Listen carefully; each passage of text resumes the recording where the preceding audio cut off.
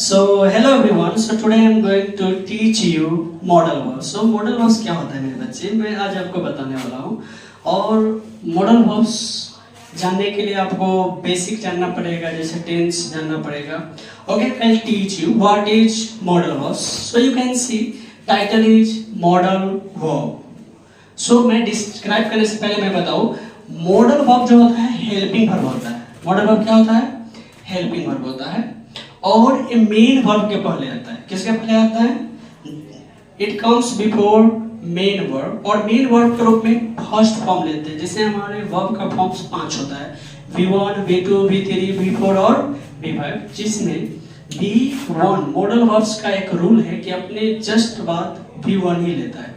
Okay, तो इसका और ये मॉडल वर्ब्स करता क्या है? यह दिखाता है पॉसिबिलिटी, संभावना, किसी कार्य का संभावना को दिखाता है. पॉसिबिलिटी, जैसे हम लोग बोलते हैं ना, इट मे रेन, आज बारिश हो सकती है, तो ये संभावना को दिखाता है. आप देख सकते हैं कि डिफिनेशन दिया गया, modal verbs are helping verbs. Modal verbs जो होते हैं हेल्पिंग वर्ब्स होते हैं, which come before main verb. जो किसके पहले आता है? मेन वर्ब के पहले. एज आई डिस्क्राइब्ड बिफोर, मैंने पहले ही बोल दिया है कि मेन वर्ब के पहले कौन आता है? मॉडल वर्ब्स आता है. टू शो कैपेसिटी, क्षमता दिखाने के लिए. कैपेसिटी में क्षमता, एबिलिटी योग्यता, दोनों सेम वर्ड है. पॉसिबिलिटी संभावना, पॉसिबिलिटी मीन्स संभावना. परमिशन, हम लोग परमिशन को भी दिखाते हैं. जैसे हम लोग बोलते हैं may I come in sir, can I take your pen. दोनों में क्या डिफरेंस है कि may I come in sir और can I come in sir, इस दोनों में क्या डिफरेंसेस है वही बताता है इसमें. तो ये बोलता है कि परमिशन को दिखाता है, ड्यूटी हमारे कर्तव्यों को दिखाता है, ऑब्लिगेशन यानी वही कर्तव्य को, and intention of a speaker, इरादा, किसी बोलने वाले को इरादा क्या है उसे दिखाता है. Got it? Any problem? I think you don't have any problem. Very good. So ये दिखाता है इंटेंशन. तो यहाँ पर मैंने लिखा मॉडल वर्ब. मॉडल वर्ब के पहले बात कौन सा आता है? Main verb. ये मॉडल वर्ब हमारा कौन सा वर्ब हो गया? हेल्पिंग वर्ब हो गया. कौन सा वर्ब हो गया? Helping verb. मैंने पहले डिस्क्राइब कर दिया कि मॉडल वर्ब हेल्पिंग वर्ब होता है. और ये मेन वर्ब है. मेन वर्ब के रूप में कौन आएगा? इसका जस्ट बाद V1 आएगा. 5 फॉर्म में जो बेस फॉर्म होता है वर्ब का, उसी को हम लोग यूज करते हैं. क्या V2 आ सकता है? नहीं आ सकता. क्यों नहीं आ सकता? क्योंकि V2 का यूज हम लोग पास्ट में करते हैं. V3 आ सकता है, जस्ट बाद नहीं आ सकता. V4 आ सकता है, जस्ट बाद नहीं आ सकता. V5 आ सकता है, क्या? जस्ट बाद नहीं आ सकता. तो भी आएगा, कब आएगा? तो आपको मन में ख्याल ये भी आ रहा होगा, सर मॉडल वर्ब क्या होता है, हेल्पिंग वर्ब क्या होता है? You can C modal verb जो होता है मेन वर्ब होता है, हेल्पिंग वर्ब होता है. हेल्पिंग, इसको सहायक क्रिया बोलते हैं. कौन सा क्रिया बोलते हैं? सहायक क्रिया. इसका यूज हम लोग करते हैं, it comes to support main verb. Main verb के पहले आता है. जैसे मैंने लिखा ना, आई एम गोइंग, मैं जा रहा हूं, तो गोइंग हो गया मेन वर्ब. एम क्या हो गया? हेल्पिंग वर्ब हो गया. कौन सा वर्ब? ये हमारा टाइम को दिखा रहा है. किसको दिखा रहा है? टाइम को. अगर वाज लगा दूं तो पास्ट हो जाएगा. आई डू नॉट नो, मैं नहीं जानता हूं, तो नो मेन वर्ब हो गया. डू क्या हो गया? हेल्पिंग वर्ब हो गया. मेन वर्ब उसे बोलते हैं जो स्वयं स्वतंत्र हो, किसी काम में किसी की सहायता न लेना पड़े, खुद में टाइम बता देता है, खुद ही बता देता है एक्शन को. जैसे आई नो, क्या बोलते हैं? आई नो, मैं जानता हूं. ये मेन वर्ब है. कौन सा वर्ब है? Main verb. लेकिन निगेटिव बनाने के लिए इसको क्या लेना पड़ा है? Do not. तो डू क्या हो गया यहाँ पर? हेल्पिंग वर्ब हो गया. I hope you got it. अब बात करते हैं हम कि मेन वर्ब के बाद तीसरा चौथा आ सकता है. अगर मैं आपको बोलूं कि आप मेरे बगल में ना बैठे, तो आप मेरे बगल में नहीं बैठे. Suppose I am sitting here, और मैं किसी को बोलूं कि you can't sit beside me, लेकिन कोई अगर यहाँ दूसरा बैठ जाएगा, उसके बगल में तो मैं बैठ सकता हूँ. ऐसा संभव है ना? तो वही बात है कि यहाँ जस्ट बाद V1 आएगा, लेकिन इसके बाद तीसरा चौथा आए तो कोई प्रॉब्लम नहीं है. तो यही कहते हैं कि मॉडल वर्ब के बाद है ना, V1 लगा देंगे, उसके बाद तीसरा और चौथा लगा सकते हैं. You can see here example, sir I shall teach, मैं पढ़ाऊंगा. शैल के जस्ट बाद कौन सा फॉर्म लगा दिया? V1 लगा दिया. मैं पढ़ा रहा होऊंगा, मैं पढ़ा रहा होऊंगा, तो आई शैल बी टीचिंग. अब टीचिंग V4 हो गया, और V4 कभी भी अकेला नहीं आता है. Fourth form of verb never comes alone, कभी भी अकेला नहीं आता है. तो इसीलिए हमारा है हेल्पिंग वर्ब लेना पड़ा. तो यहाँ पे तो इसको चाहिए था V1 चाहिए था, इसको V1 मिल गया, और कंटिन्यूअस के लिए चौथा फॉर्म चाहिए था तो भी हमारा मिल गया। जस्ट इसके बाद चौथा नहीं आ सकता, लेकिन इसके बाद चौथा आ सकता है।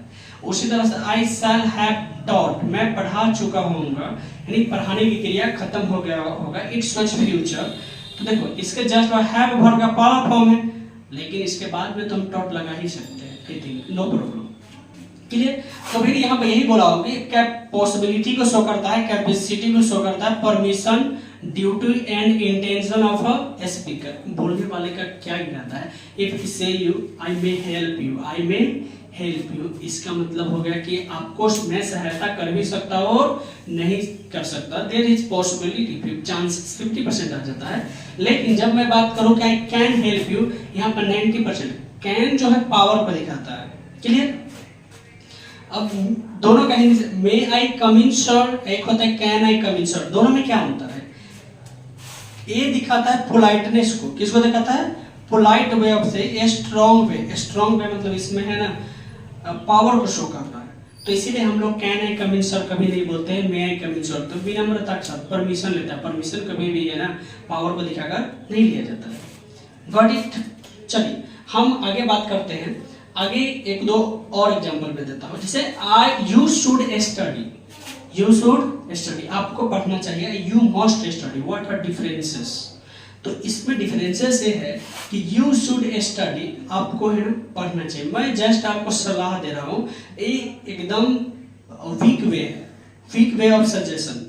और यही मैं बोलता हूँ यू मस्ट स्टडी, आपको अवश्य पढ़ना चाहिए। स्ट्रॉन्ग वे मतलब बातों पर जोर डालने का, ये आपको मस्ट आपका है ना कर्तव्य को दिखाता है, जिसे करना जरूरी है। But when we use should, you can follow और नॉट, मानना है तो मानो, नहीं मानना है तो नहीं मानो। पोलाइट वे में हम किसी को बोलते हैं ना आपको काम करना चाहिए, अगर करना है तो कीजिए, नहीं तो नहीं, लेकिन मस्ट लगाने के बाद आपको करना ही पड़ेगा, ऐसा है।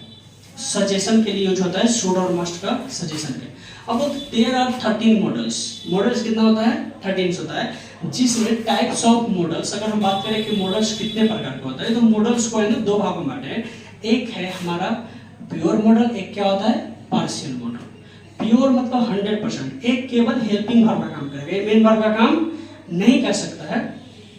लेकिन मैंने बोला जैसे पार्शियल मॉडल, पार्शियल मींस आंशिक, नॉट 100%, देयर इज मिक्स, यहाँ पर मिक्स हो जाता है।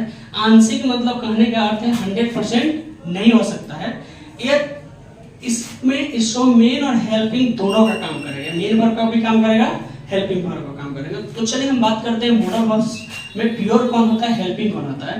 प्योर में होता है शुड, शुड शैल होता है, शैल का पास्ट शुड होता है। उसके बाद विल होता है, विल का पास्ट वुड होता है। कैन होता है, कैन का पास्ट कुड होता है। और मे का क्या हो जाता है? माइट हो जाता है। और टू होता है और मस्ट होता है। Two is fixed with all, ऐसा नहीं कि अलग से लगा गया है, उसके साथ फिक्स होता है। एक डेयर होता है, नीड होता है, एक यूज्ड टू होता है। तो एक खाली काम करेगा हेल्पिंग, लेकिन आंशिक है, यानी कि दो काम करने वाले, 100% प्योर नहीं है, इसलिए दोनों का काम कर रहा है। Hope you got it. तो हम लोग इसको फिर से डिस्क्राइब करेंगे, इसको हम एक एक को यूज करके पढ़ेंगे। I hope you got it. ऐसा नहीं है कि इतना ही पर खत्म हो गया, अभी इसमें बहुत सारी चीजें हमें पढ़ना बाकी है। हम लोग इसे पढ़ेंगे one by one, shall, should, may, might, can, could, सारे को डिस्क्राइब करेंगे। और in this way we will learn everything. मैं रोज आपके साथ बहुत सारे शेयर करने वाला हूँ, बहुत सारे टॉपिक्स। अगर आप मेरे साथ जुड़ते हैं तो believe me you will speak English very soon. और इसका लेवल यहीं तक नहीं रखना है, इसको लेवल रखना है कॉम्पिटिटिव लेवल का रखना है, जहाँ पर मैं बहुत सारे क्वेश्चंस आपको सोल्व करवाऊंगा। So guys, it's all for today. Till then keep laughing, keep smiling, have a nice day. We will meet next time.